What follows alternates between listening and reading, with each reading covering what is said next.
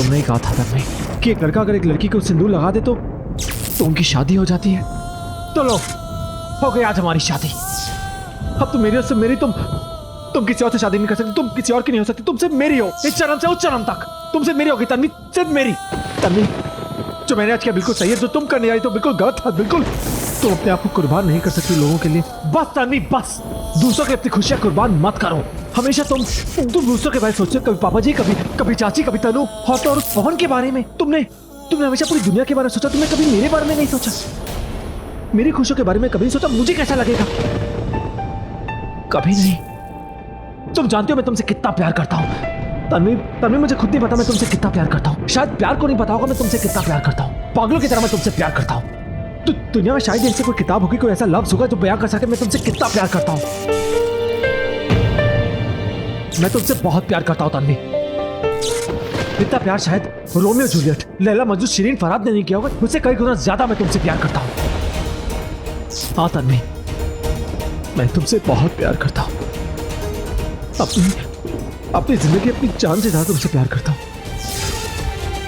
लोग बात करते हैं किस्मत की, कुंडली की बातें करते हैं कि अगर मैंने तनु से शादी नहीं की तो मैं मर जाऊंगा, और अगर मैं तनु से शादी कर ली तो मैं जीऊंगा। मुझे सिर्फ इतना पता है कि अगर मैं तुम्हारे साथ नहीं रहा तो मैं मर जाऊंगा। तुम्हारे साथ अगर मैं एक पल भी रहा तो अपनी पूरी जिंदगी जी लूंगा। अगर तुम मुझे छोड़ के चली गई तो क्या होगा? मैं तनु से शादी कर लूंगा, उसके साथ रहूंगा जिंदगी भर, सालों साल उसके साथ रहूंगा, लेकिन उसके साथ में उन सालों साल में एक एक पल में मौत के मरूंगा, जीऊंगा नहीं, कभी उससे प्यार नहीं कर पाऊंगा तन्वी। हाँ ये सच है, कसम खा रहा हूं तुम्हारी, मैं एक पल नहीं जी पाऊंगा उसके साथ। सुन रही हो ना तुम तन्वी? अगर तुम चली गई ना तो पता नहीं कल मैं रहूं या ना रहूं, तुम रहो ना रहो, हम रहे या ना रहे, ये पल हो ना हो। बस ऋषि, बस। ये प्यार, ये कस्में, ये रस्में, ये वादे, ये जज्बात, ये बातें सब किताबों में अच्छी लगती है। हीर, रांझा, लैला, मजनू, सबकी बातें सिर्फ सुनने में अच्छी लगती हैं। सिर्फ अपने बारे में सोच रहे हो ना, अपने प्यार के बारे में, अपनी खुशियों के बारे में। हमारी खुशियों की वजह से बाकियों का जो दिल टूटेगा उसका क्या? तुम्हें इससे कोई फर्क नहीं पड़ता ऋषि, लेकिन मुझे पड़ता है, मुझे बहुत फर्क पड़ता है। तुम्हें क्या लगता है ऐसे मांग में सिंदूर भर देने से शादी हो जाती है? तो मेरी बात सुनो तुम, शादी ऐसे नहीं होती।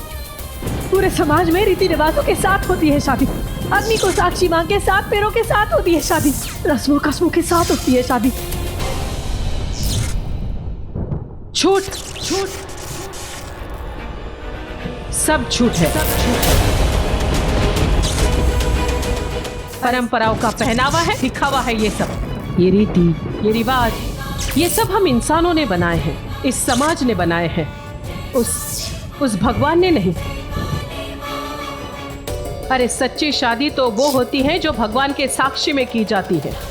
और तुम दोनों का रिश्ता तो बचपन में ही जुड़ गया था, माँ काली के मंदिर में, माँ काली के साक्षी में।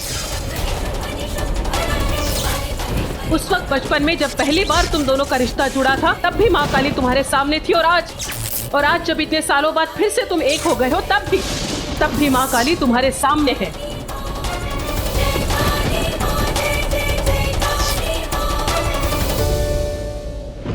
आप यहाँ क्या कर रही हैं?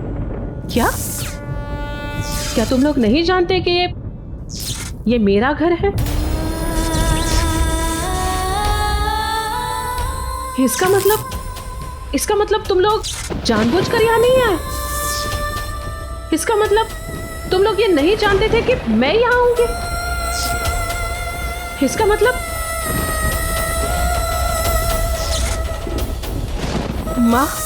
माँ तेरी महिमा अपरंपार है। आज इन दोनों का यहाँ आना कोई संजोग की बात नहीं। माँ ये तेरी कायनात है, ये तेरा करिश्मा है।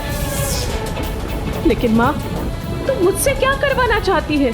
अगर आज तूने इन दोनों को यहाँ बुलवाया है, मुझसे मिलवाया है तो इसके पीछे जरूर कोई बहुत बड़ी वजह होगी। पर क्या वजह है माँ? बता तू मुझसे क्या चाहती है?